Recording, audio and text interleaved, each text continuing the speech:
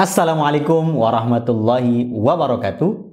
Kembali lagi di channel yang ciamik, tentu saja di Mimbar Tube, karena kritis dan oposan.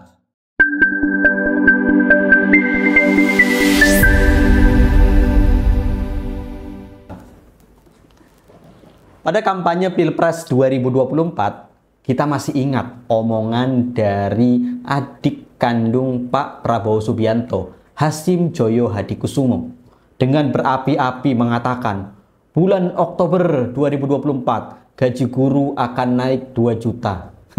Tentu saja ini membuat senyum manis para guru mengembang, ya, terutama guru-guru yang sudah PNS ataupun guru-guru honorer.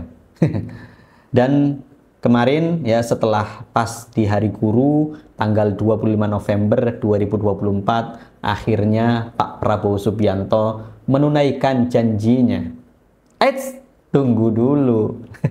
Tapi ternyata yang naik itu gaji 6,5%. Dan ternyata lagi itu untuk gaji guru sertifikasi.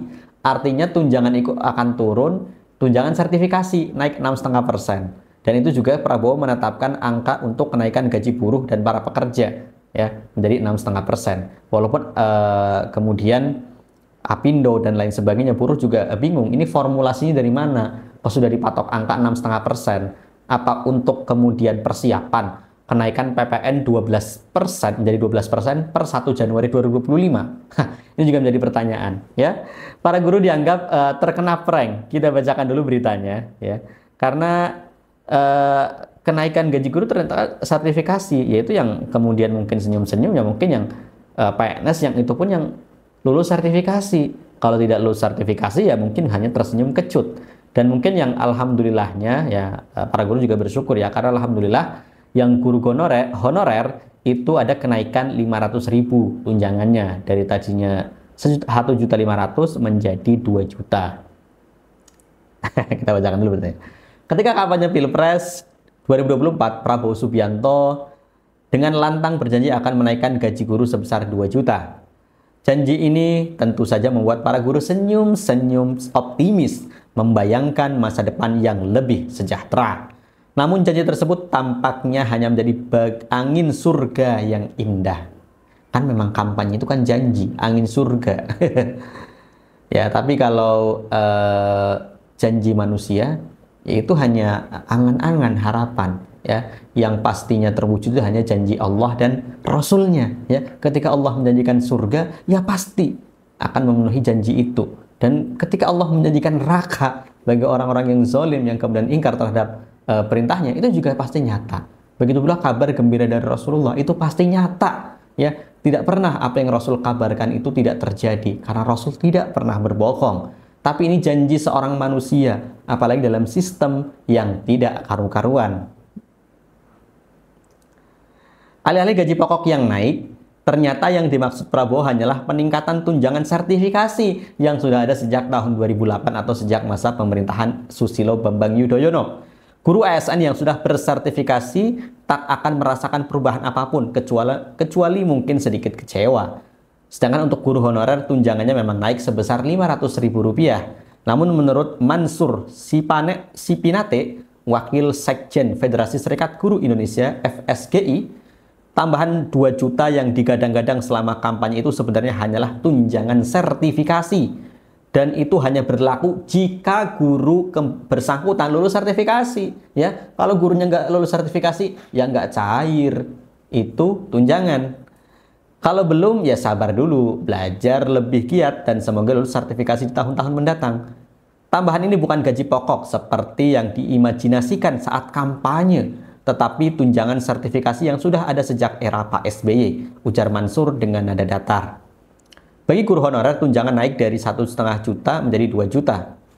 Angka yang tentu patut disyukuri, alhamdulillahirrabbilalamin, ya, karena apalagi ketika nanti PPN benar-benar tetap naik jadi 12%, dari 11%, tentunya harga-harga barang akan ikut terkerek naik, ya. Dan kenaikan harga barang pun juga tidak 1%, ya, karena tidak hitungannya, ya, tapi menjadi 9,09%. Ya, jadi kenaikan 1% PPN itu kemudian tidak serta-merta kenaikan barang itu juga 1%, ya, tapi ada rumusan yang kemudian akhirnya total harga kenaikan barang itu bisa mencapai 9,09%. Ya. Tapi apakah sesuai dengan ekspektasi setelah mendengar janji bombastis saat kampanye? Rasanya seperti membeli bakso urat besar, tapi begitu mangkok datang, ternyata hanya bakso biasa dengan banyak kuah. Jujur saya pikir gaji saya bakal naik 2 juta. Ternyata cuma tunjangan honorer yang naik sedikit. Ya alhamdulillah, tapi kok rasanya kayak prank. Kalau seorang guru honorer yang tak mau disebutkan namanya. Ya, taulah ya, kalau mau menyebutkan nama dan wajah bisa berbahaya. Ya, kalau saya sih, ya karena bukan guru honorer nggak masalah. Tidak bisa dipungkiri, rakyat mulai merasa diprank oleh janji kampanye. Ya, perasaan prank dalam kampanye sudah biasa. Bukankah sejak tahun 2014, Presiden Jokowi yang saat itu berkampanye dengan 66 janjinya tahun 2014 tidak ditepati, dan kemudian berjanji lebih banyak di tahun 2019.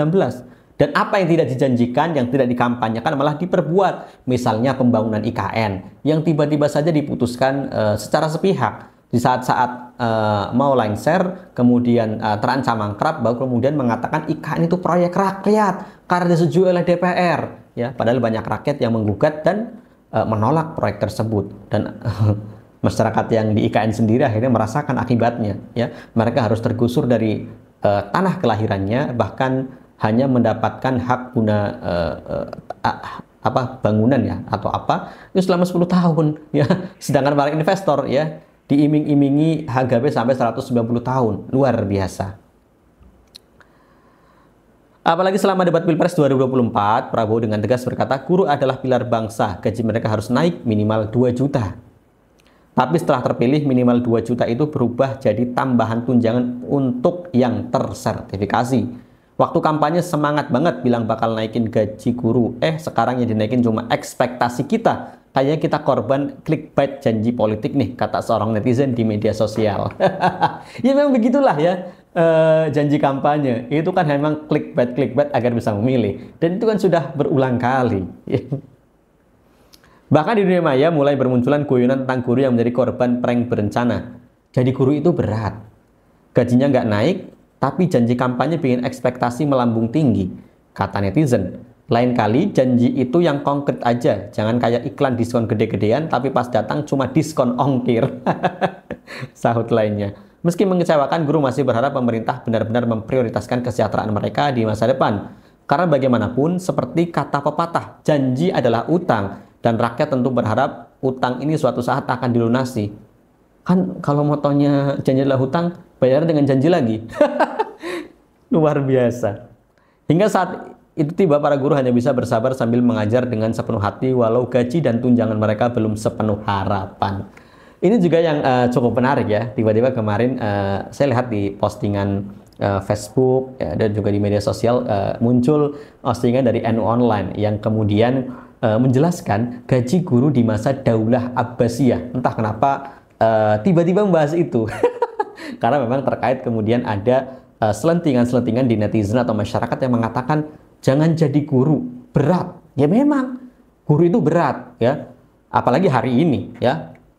Guru ini kan mendapatkan amanah untuk mengajar, mendidik anak-anak ya, mencerdaskan mereka, termasuk bagaimana membuat akhlak mereka baik ya. Tapi ketika guru keras sedikit ya, menegur, kemudian mengajak anak-anak untuk berbuat baik ya, malah mendapatkan balasan yang luar biasa. Kasus guru honorer kemarin di Sulawesi Tenggara ya, Kecamatan Baito, Konawe Selatan, Supriyani, itu kan luar biasa ya. Setelah viral ya, baru kemudian ada keadilan, no viral no justice ya. Bagaimana mungkin ya Guru Supriyani dituduh menganiaya, memukul anak muridnya sampai melepuh.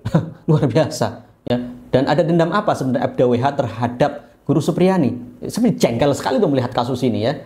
Karena kan luar biasa ya, Ibu Guru Supriyani ini bukan wali kelasnya si anak korban itu yang berinisial D itu ya. Dia mengajar di kelas 1B, sedangkan si anak itu di kelas 1A. Nah kok lucu ya. Memang beberapa kali sempat 2 atau 3 kali sebelum kejadian itu Ibu Supriyani menggantikan wali kelas dari si kelas 1A ini, Ibu Lilis ini mengajar di situ, tidak terjadi apa-apa. Kan dari awal memang kasus itu sumir, ngacau, ya. Bahkan ketika mediasi di sekolah, anak tersebut ditanya oleh wali kelasnya langsung, Ibu Lilis mengatakan bahwa itu luka kenapa? Luka karena jatuh di sawah. Ini kok bisa-bisanya ada dendam apa ini FDWH, ya?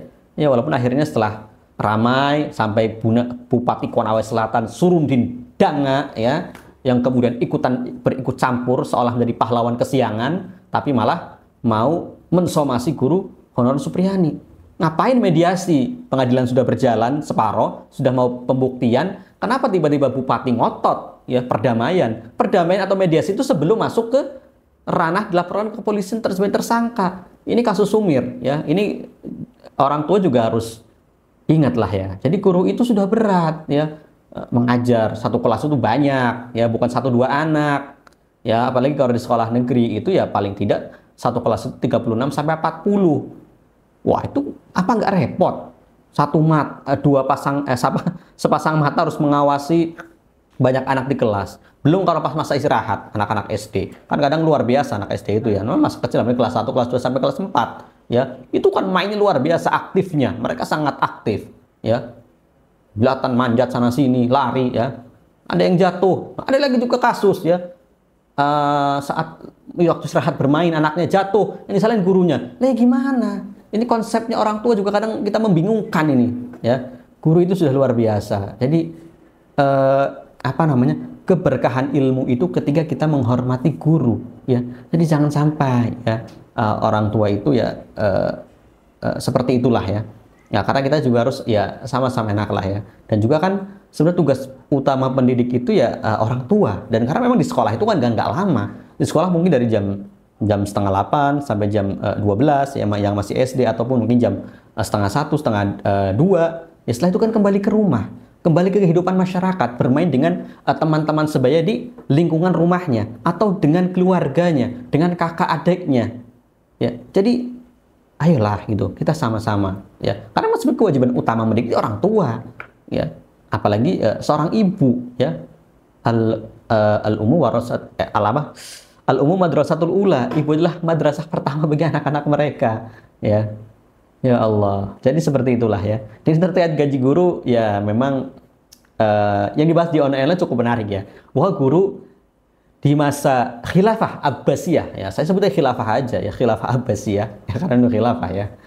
Di masa Daulah Abbasiyah itu cukup tinggi, ya, iyalah, ya, makanya kemudian di saat itu ilmu pengetahuan mencapai masa puncaknya.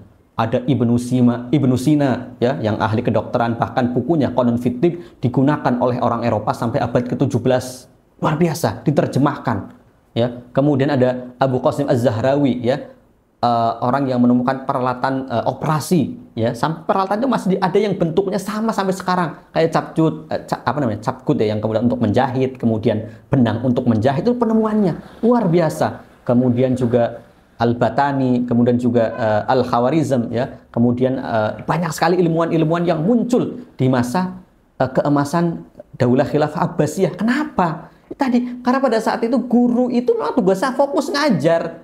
Mereka tidak tersibukkan dengan masalah dapur yang apakah mengepul atau tidak, ya.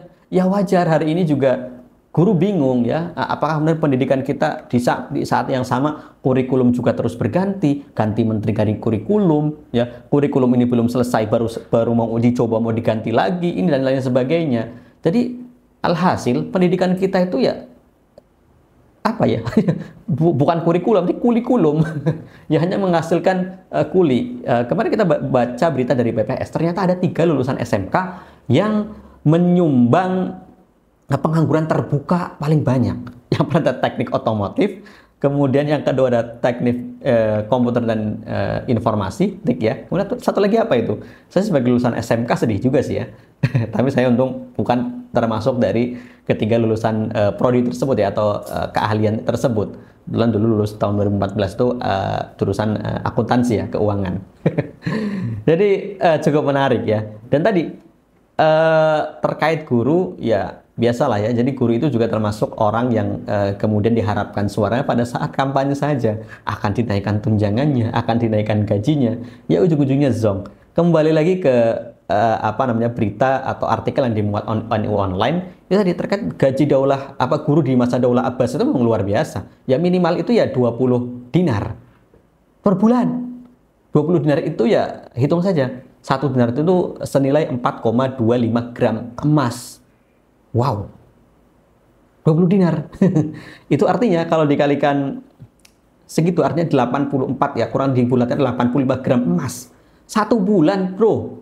Ya wajar jika saat itu guru itu fokus ya pada penelitian, pada kemudian mengembangkan bagaimana siswa-siswanya itu benar-benar bisa. Ya wajar ya, dan apalagi luar biasanya ya pada masa Daulah Abbasiyah itu ketika seorang ilmuwan ya atau guru atau ulama itu menulis kitab itu akan ditukar dengan emas ya seberat kitab yang ia tulis.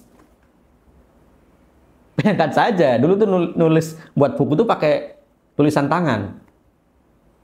Kertasnya bukan kayak kertas sekarang, ya, kertas HVS, kertas yang tipis-tipis atau kertas tebel. Timbang. Ya, katakanlah satu kitab itu 1 kilo, ya berarti ditukar dengan dinar ya. Uang dinar itu 1 kilo seberatnya, ditimbang. Itu luar biasa. Ya. Ya makanya ilmu pengetahuan, ya kesejahteraan itu luar biasa. Syaratnya kalau mau seperti itu ya kembali lagi ya kepada penerapan Islam secara kafah. Kalau mau gaji guru itu sejahtera, bukan hanya guru tapi semuanya, termasuk bagaimana pekerja, bagaimana aturan pekerja dalam Islam itu seperti apa, tidak seperti sekarang ya. Luar biasa, buruh diperas keringatnya sampai kering ya. Ya hanya untuk kemudian bisa bertahan hidup 1 bulan. UMR itu kan, ya Allah, UMR, UMK atau apa itu kan ya, itu sebenarnya kan gaji layak untuk hidup 1 bulan. Ya sudah, itu untuk lajang loh sebenarnya. Ya, jadi ya ketika kemudian ya walaupun tadi rezeki itu dari Allah ya, kadang ada rezeki lain yang apa namanya tadi menurut Syekh Mutawalli Asy-Sya'rawi, ada saja ada rezeki yang memang Allah turunkan itu berupa apa? Untuk menutupi kebutuhan ya. Bisa saja orang yang gajinya 10 juta itu rezekinya lebih sedikit dibandingkan orang yang gajinya 5 juta. Ya, karena apa? Dia gaji 10 juta tapi kebutuhannya sampai 12 juta. Artinya tekor 2 juta. Kurang, defisit. Tapi yang gajinya 5 juta, kebutuhan dia cuma 4.500.000. Ya kan dia masih bisa menabung 500.000 ya. Jadi itu termasuk salah satu rezeki juga ya kata ulama. Ini juga tentang itulah. Tapi terkait kesejahteraan itu luar biasa. Jadi kalau para guru ya ingin kemudian hidup sejahtera ya rasa-rasanya berharap pada presiden mendatang atau kepala daerah yang baru saja pilkada ya serentak selesai kemudian mau mengharapkan pada mereka, rasa-rasanya sangat sulit. Jadi jika ingin sejahtera maka adalah kita hidup kembali pada sistem Islam, sistem yang menerapkan Islam secara kafah yang pasti akan mensejahterakan, karena itu berasal dari aturan Allah Subhanahu wa taala. Terima kasih. Wassalamualaikum warahmatullahi wabarakatuh.